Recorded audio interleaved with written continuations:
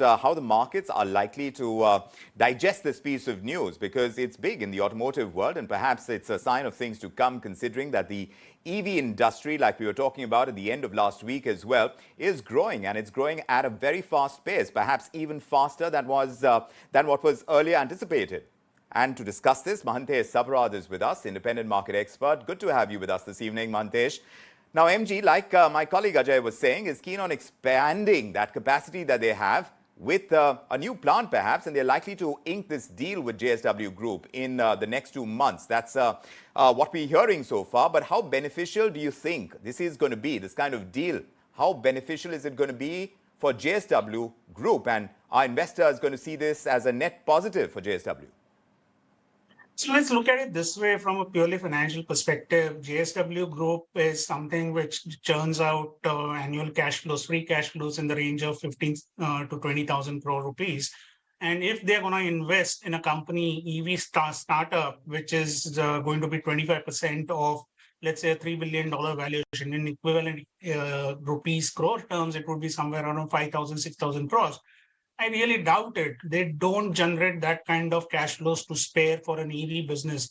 Mind you, they are also having an internal consumption of capex in the range of 15,000 odd crores to 20,000 odd crores. So I'm very skeptical about this news flow. The valuations being talked of in terms of $3 billion for MG Rover seems to be a blue skies kind of scenario. Here is a company which just started 4 years ago with a 2,000 crore kind of investment, would have added another 2,000 odd crores in terms of both losses as well as capex. So has a balance sheet probably of a 4,000, 5,000 crore net worth or kind of company. Probably the losses would have pulled it down to 3,000, 4,000 crores. So I think these are rich valuations that we are talking about. Rich and perhaps too rich is what I'm hearing from you, Mahantesh. In 2019, JSW also had plans to acquire GM India's plant. Now, this is the latest in its attempt to enter that space. How much is the EV play evident in JSW's strategy, at least from the early information that we have from sources? So there are the only synergies that I can think of as far as JSW is concerned is that there are major business being steel business. The automobiles is something which will consume a lot of steel. That apart, JSW Ventures, which is into making small investments, has taken bits and pieces of $2 million, $3 million kind of investments in startups, EV kind of startups, to something in the e-commerce space related to cars and etc.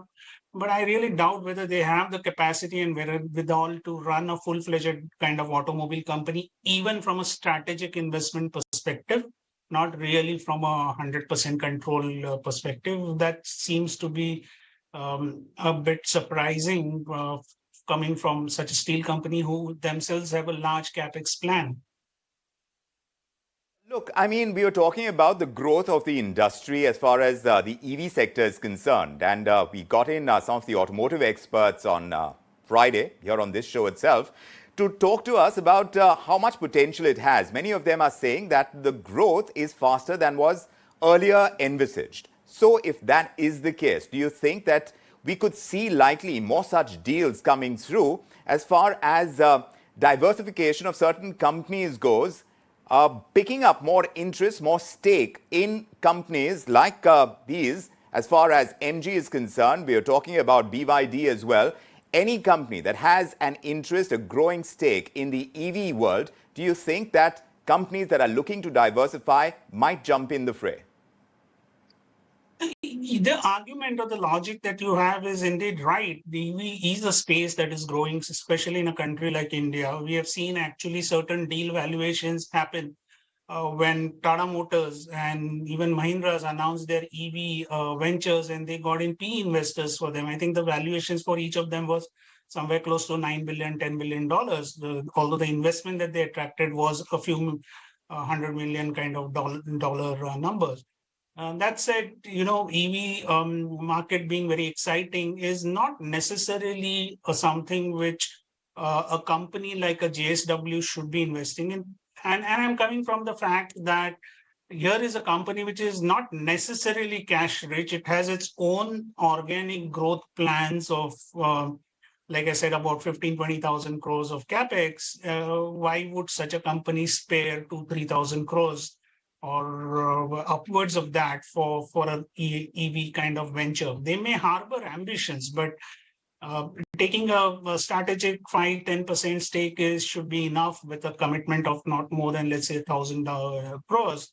If you're gonna be 3,000 crore plus, 4,000 crore plus kind of investment commitment, then there's something that the JSW current investors would be skeptical about.